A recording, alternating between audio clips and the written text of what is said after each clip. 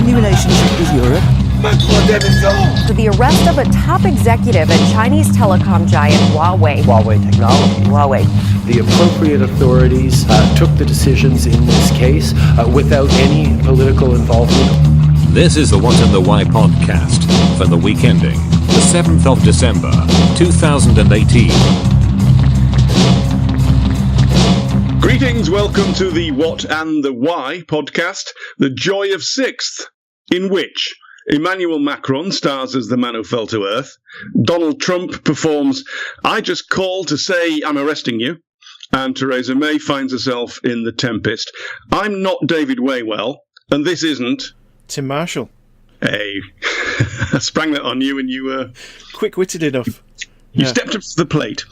David, at this point, you know I don't care, but I have to ask you about your week. Well, because I'm going to ask you about your week, and I don't want anything to do with Leeds United. That's tomorrow. I'm not going to be allowed to mention Divock Origi's 96th minute winner, so I'll say the highlight of my week has been to be cartooning again. First time in about 8 months. I'm very glad you've taken up cartooning. Forgive me for being such a weasel, but I think you're a very good cartoonist. At which point it's worth plugging your book, which is called The Secret Lives of Monks. The Secret Lives of Monks. Oh, my previous one to that, which was the Second Class Mail. Yeah. Because also, I reckon you should put them on our website, thewhatandthewhy.com. But anyway, I like your cartoons. That's the highlight of your week. Well, you asked me to do one yesterday. No, I demanded you do one. And I've done it, which I'm about to send you via email. Oh, okay. We'll look forward to seeing that. Right, can we get on with things, please? What was the highlight of your week?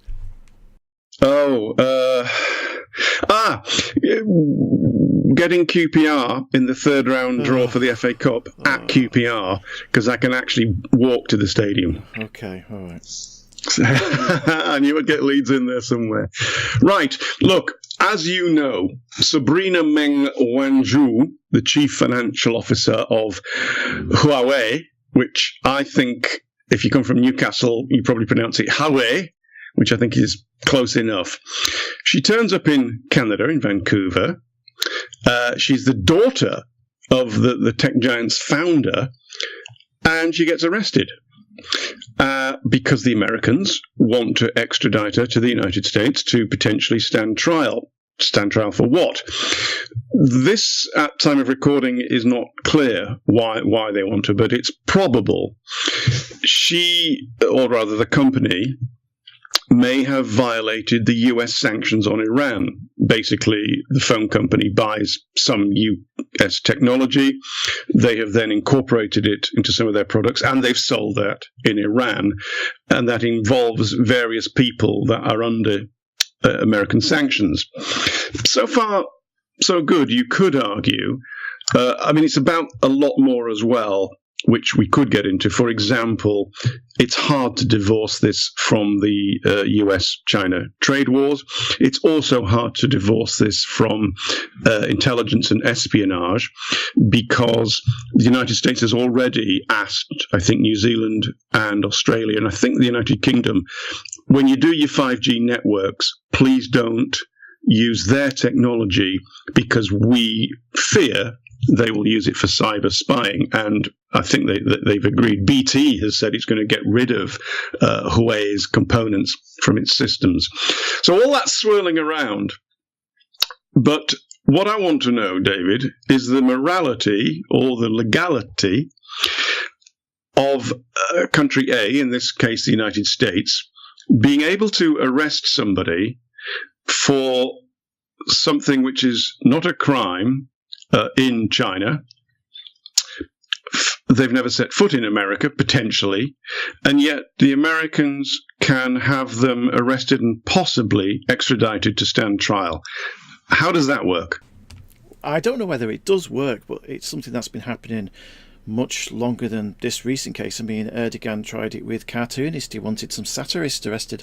Was it in Germany a few years ago? In Germany, and they told him to sling his hook, as we say in diplomacy. It's exactly the same situation here. Well, all right. Why is that the same when the Germans said get stuffed, whereas the Canadians, well, I know why the Canadians have arrested her. and are looking at the extradition, it is because they have a treaty with the United States that agrees that if the US, it's a bilateral treaty, it goes both ways, if they request an arrest and a potential extradition, they will abide by that. But we don't exactly know what that's why it's different. Yeah, well, yeah, but we also don't really know what the crime is, because this story, I think, links back to might well link back to the story I mentioned about 3 or 4 podcasts ago, which was the story of chips suddenly appearing in servers in America. It was kind of a story which kind of went under the radar a little bit, and I think it probably needed more attention, and perhaps this might well be it. But if Chinese companies, which are effectively instruments of the Chinese state, in terms of some of the espionage tricks they're getting up to, are putting chips into servers which are then being used to hack American systems, then they are effectively, you say she hasn't committed a crime, but if she's the head of the company, or if she is behind this, hasn't she committed a crime in the same way that, say, Julian Assange has committed a crime in America? Well, potentially, but the American media, who get, America leaks quite a lot in Washington, D.C. to the press.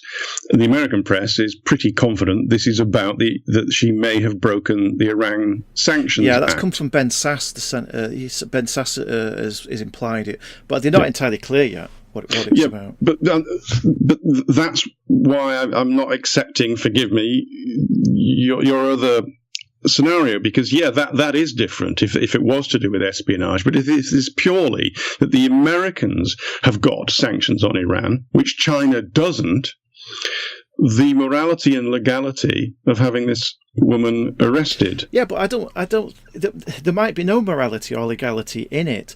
Surely it comes down to what the other country decides to do. I mean, that's going to be down for Canada to decide.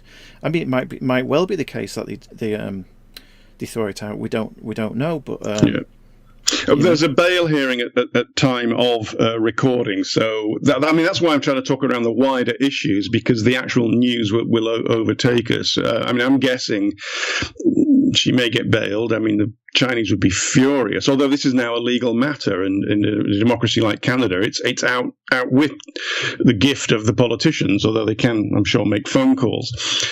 I was looking up the treaty between USA and Canada. The offence for which extradition is sought has to be a crime in both countries. Now, Canada, I don't think, has the Sanctions Act the way the United States has the Sanctions Act, so it might fall down on that, and the whole thing might be a shot across China's bows for precisely the reasons that you mentioned, which is the long-term fears about Chinese espionage.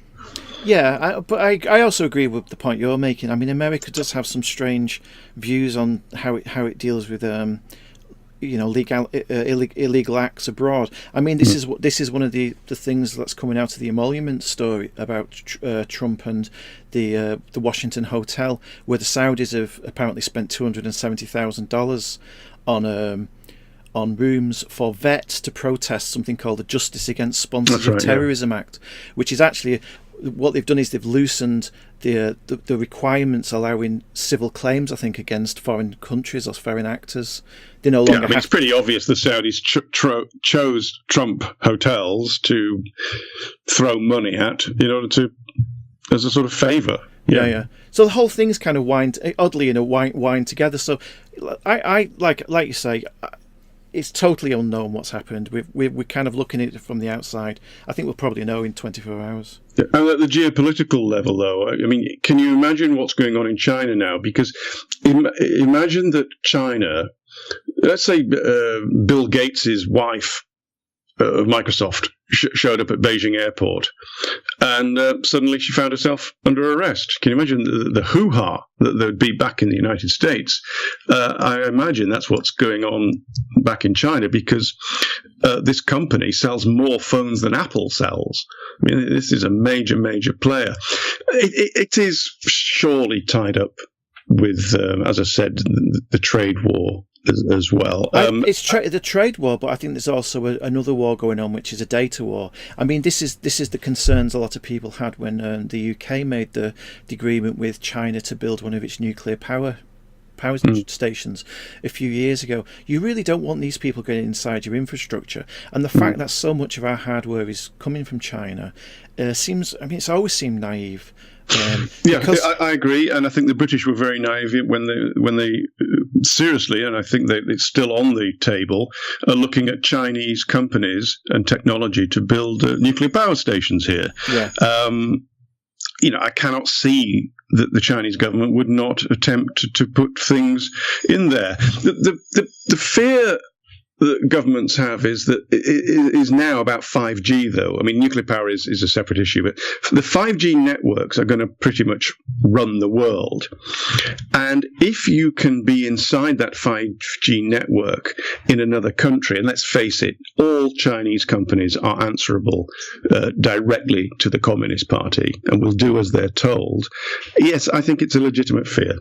And it's not just a fear. I mean, one of the problems, I think, is that there's a big difference between politicians making decisions for political reasons and people understanding things in terms of the technology. Now, I come from a computing background. I used to be a computer programmer, and once you understand how computer code works, you realize how extremely difficult it is to predict the outcomes and to even spot where the flaws could be. So it's so easy for one of these companies to embed an exploit, what are called exploits, where somebody can come in, use it, get into the system, and cause all kinds of havoc. It's a huge problem. But as long as people are making decisions for political reasons, these things are going to be ignored. I just say watch this space. I think data security is going to become like the new energy security, like it was a few years ago. Everybody was bothered about where they were getting the gas and how they're going to be held hostage. I would worry about Chinese companies getting into our network, and vice versa. I don't think really we have the expertise, but I don't think we export that much technology to China, do we? I don't. No, but and also I think the intelligence security level, most of the UK's efforts are actually in defence. They do, as I understand it, down at GCHQ in Cheltenham and elsewhere, they do have the capacity to go on the offence, and they use that capacity sometimes to respond when there are cyber attacks, but mostly they're defending. Yeah, I was going to say, actually, there's a difference between the two countries. We're much more reliant on technology for our infrastructure than China probably is at the moment, especially the United States. I think there's a kind of a discrepancy there at the moment, which means we're more susceptible to it than other countries. Do you think our politicians are aware of what's coming? I mean, the political implications of 5G? Well, I don't know. I mean, I don't want to say the B word, but our politicians, they don't seem aware what's going to happen if people's bread supplies run out for 2 or 3 days. If they do. Well, actually, look, you have brought me nicely onto that because, as we said in the introduction, Trump has performed I Just Called to Say I'm Arresting You, and Theresa May finds herself in the tempest. Again, events are going to overtake us, but you brought up a good point, that it really has sucked the oxygen out of everything, hasn't it, Brexit? In British political discourse, nothing seems to be getting done anywhere, while everybody rages around in Westminster. Yeah, just thinking about that story, the China story, and also thinking about Trump, it shows you, in a sense, Britain's relationship to China and the way that Theresa May has kind of gone slightly grovelling to Trump, kind of shows you the kind of position we're going to be in if we no longer have that power of the collective bargaining of Europe. I do worry about what kind of deals we can make, and I think that might well be the thing we're already witnessing with this deal. Is effectively, once you go out on your own, you don't have a great deal of power, and the bargaining chips are on the other side. I'm relatively agnostic on the whole issue. I mean, I appear to be the only person in the United Kingdom who is. So I'm not trying to swing an argument one way or the other, but Japan is not part of the European Union and seems to strike trade deals perfectly well. Yeah, fair enough. But I think when you're so close to the European Union and these big countries, I just don't see myself. I mean, from the beginning I've been quite relaxed about it. I mean, more recently I've been thinking about having to stock baked beans and how long baked beans will last in the tin. But my own feeling is... Well, on that, many years ago, in the late 1970s, I had cause to be camping outside with lots of other recruits into the armed forces because I'd been laid off. I was a painter and decorator, got laid off, thought, what am I going to do now? And I'll join up. So I did. And I found myself on exercise in Sherwood Forest in Nottinghamshire, although Robin Hood probably came from Yorkshire, but we'll pass by that one. And freezing cold, we opened up these tins that just said meat. It didn't say what kind, and we stuck them all in the cooking pot, and it was actually quite delicious considering how freezing cold it was at midnight in December as we were camping outside. Well, we weren't camping, we didn't have any tents, we just slept outside. Anyway, the point being, David, that at some point somebody turned the can over, and on the bottom of it was stamped, canned in 1947. Ooh. So that was 32 odd years. And it was perfectly edible. So, Is that your way of saying that I'm going to be on canned meat for 35 years? I'd read 3 to 5 years for baked beans. I don't know, and I also don't think it'll come to it. However, you have sparked a question. I mean, there are 70 million people in the United Kingdom, of which huge numbers are very aware of these stories and predictions, which may or may not come to pass about hoarding, stockpiling, shortages, necessity of, etc. Well, how many people do you think will really actually start sticking canned food and bottled water under the stairs? Well, it might not be canned water and whatever, but my sister takes life. She needs certain drugs. To keep her alive. That's a different thing. Yeah. That changes your kind of perspective on it. I've been relaxed all the way from the beginning because I still can't believe it'll go through. I just don't think the will's there. But it does. It is. I mean, in this house, we are kind of worried a little bit about it, just from the point of view of the medicine. Yeah, no, that I think is something it's on their minds. Food, I think people will. If it comes to a hard Brexit, March 29th, 11 o'clock in the evening next year, I think some people will do that. But again, we're going to have to see where we are this time next week. About 3 years ago, we had heavy snow, and within half an hour, the shelves were empty of bread, toilet roll, everything. It was kind of it makes you think twice. I'm just off to the supermarket. Actually, can we do this? No, okay. Now you've emailed me something. Sorry, we're rambling a little bit this week. I'm just going to look at my email because you said you'd emailed me a cartoon, which works extremely well on an audio podcast. I know. Hold on, but you could always. There we are, David Waywell cartoon. Right. Thank you. Your timing is perfect. We've had Mr. Trump and his hanging on the telephone. We've had the Tempest, and now the man who fell to earth. And David has sent me a very nice Emmanuel Macron cartoon, which I hope will appear on the What and the Why website presently. So, Macron, the man who fell to earth. I was at a conference at Sandhurst, the military academy, this week, which they very kindly asked me to speak. And from the floor came a question: where are the genuine leaders of the free world? Who is emerging from this mess as a sort of stand-up figure? And I had to say, nobody. Dominic Grieve. And I said, Dominic Grieve, for those people who are not listening in the United Kingdom, is a senior backbench Conservative in the ruling party. I said, okay, Exhibit 1, Trudeau. He's not really cut in the ice. Okay, Exhibit 2, Macron. And absolutely, this guy is the man who fell to earth. And you might recall last summer this outpouring of quite sickening love for the man by the much-hated mainstream media, saying that this was the man who was going to save the international liberal order from Mr. Trump. Tell me how that's going. Well, he's back down, hasn't he, now? He's given up on, which is what you predicted, I think, was it a week ago, 2 weeks ago? No, it was 3 weeks ago. But yeah, ago. he has backed down And massively. But it did take longer than I thought it would. Yeah, I mean, I was drawing that cartoon yesterday because I was listening to a different podcast talking about how, in a way, how much he's become a disliked figure because he does hold himself up as some kind of new type of politician. Yeah. Yet in France, he's perceived as just somebody else who's just basically lined the pockets of the elite and put taxes on everybody who's poor. So it's hard to have much sympathy for him.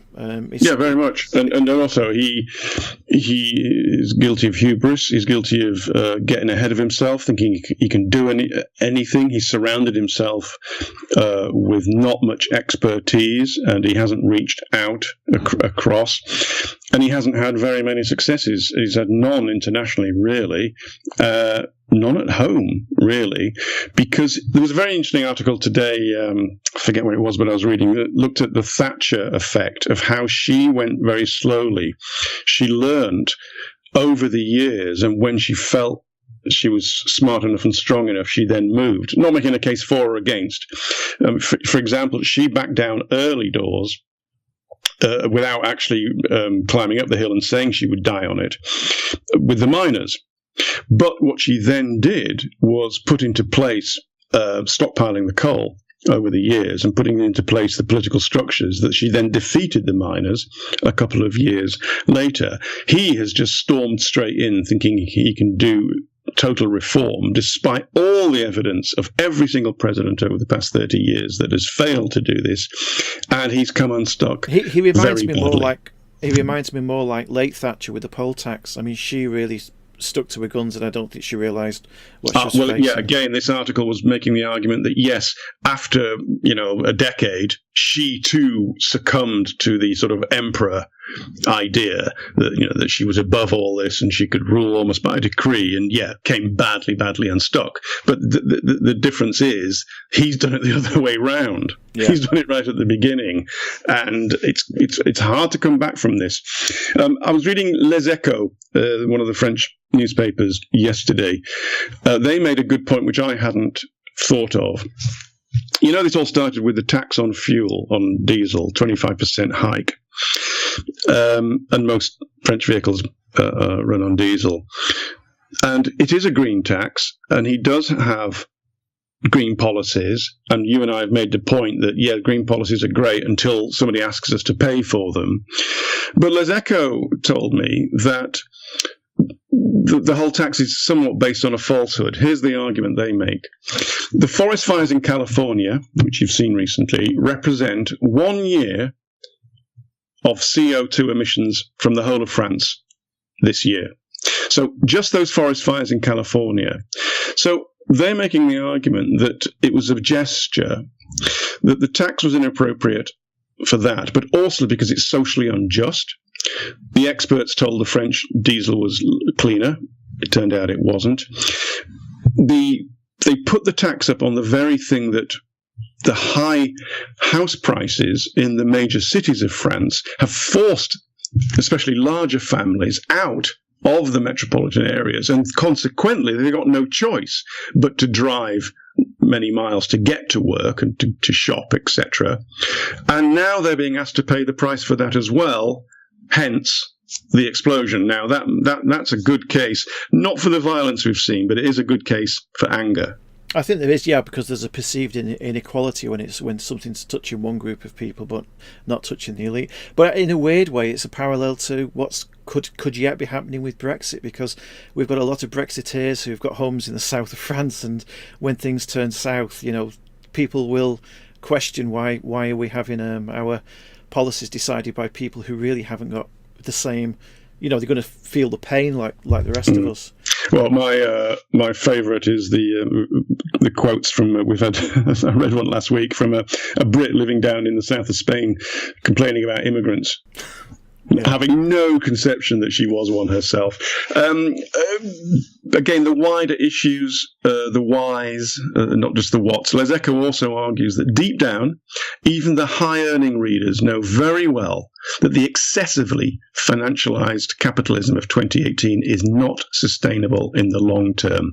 Now, this is a financial conservative paper arguing strongly that if we don't balance out and share the money around a bit more, it's going to be very ugly. And, this is an argument that I'm increasingly making at the end, that new technologies are pushing entire sectors of the population out of work. This is where most of my thinking is now going about new tech work and how it affects politics. But I just thought it was fascinating that this financially conservative newspaper is arguing now that society is now excessively financialized capitalism, and I think capitalism has lost whatever human face it had. Yeah, there is a big pushback against capitalism. It's the whole post-capitalism argument, and it's you see it wherever we look in life. If you leave the markets alone to do whatever they want, they will usually do something which isn't to the benefit of everyday person.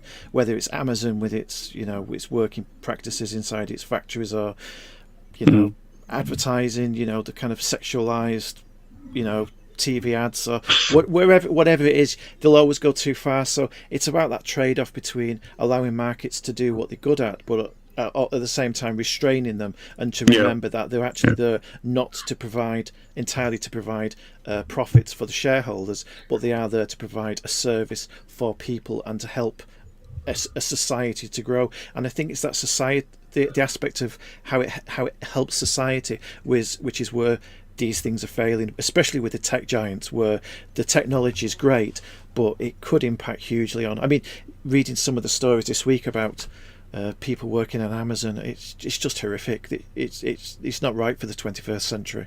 Yeah, and if people don't get hold of that idea, I mean, at the highest levels, the bosses,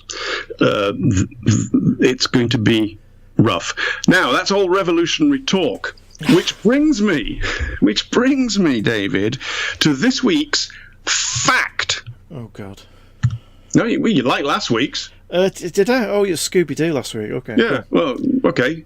Are you ready? I'm ready. Right. Prepare yourself for this week's fact. Okay.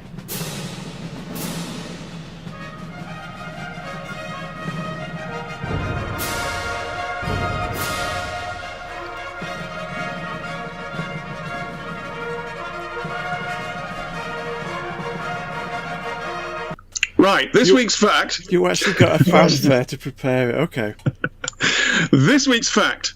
Napoleon III, former French president and nephew of Napoleon Bonaparte, is buried in Farnborough, Hampshire.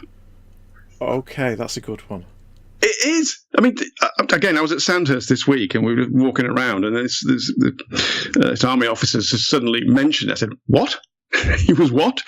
Napoleon III is buried in Farnborough. Now, the other attractions of Farnborough, which I looked up, Frimley Lodge Miniature Railway, Basingstoke Canal, and you can go to the Imperial Crypt, St Michael's Abbey, in Farnborough, and there lies Napoleon III. And so, of course, I looked into the why. He was deposed during the Franco-Prussian War of 1870, in which he was captured. That's never a good look, is it, for a leader? He then lived in exile in the United Kingdom for 3 years with his son and the Empress Eugenie. But when he died, he was first buried at Chislehurst in Kent. However, Eugenie built an imperial crypt at St Michael's Abbey in Farnborough, and he was moved there. And when she died in 1920, Napoleon III's wife died in 1920, she joined him. So that is this week's fact. Napoleon III is buried in Farnborough. I don't know. Do you want me to say something? Do you want me to applaud? I want you to say, David, au revoir. Oh, okay. Au revoir. Au revoir, bonne chance, et mon petit packet of seasoning and crisps. Good luck.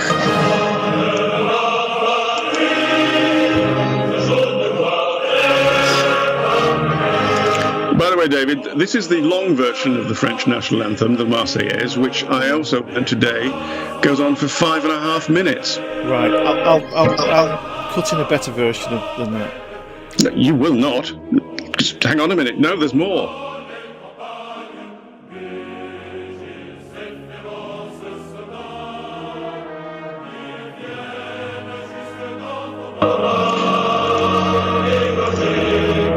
Would you like to know the words? God, do I? I should really know them. Serge Right. Gainsbourg did a very good reggae version of it. I didn't know that. Anyway, some of the words are... yes, march on, so that the impure blood should water the furrows of our fields. I mean, they tend not to sing that word, but form your battalions, march on, let's march, and then that, again, they say it, so that impure blood... But that's the whole thing about when you start reading any national anthem, the lyrics to many anthems, they get into very strange territories. Indeed. I think we should leave everybody listening to this. One of the best national anthems in the world, let's be fair. Not necessarily 5.5 minutes of it, though, but as I said, I bid you adieu.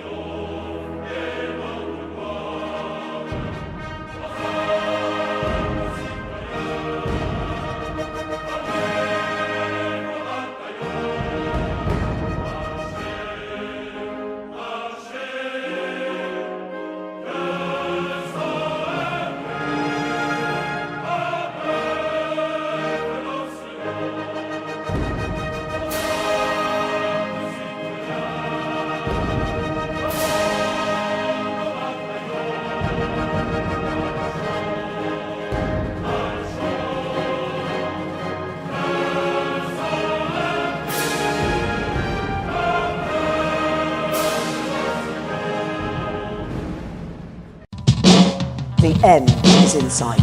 The colourful phrase used by a charismatic figure. This is the Trump shutdown.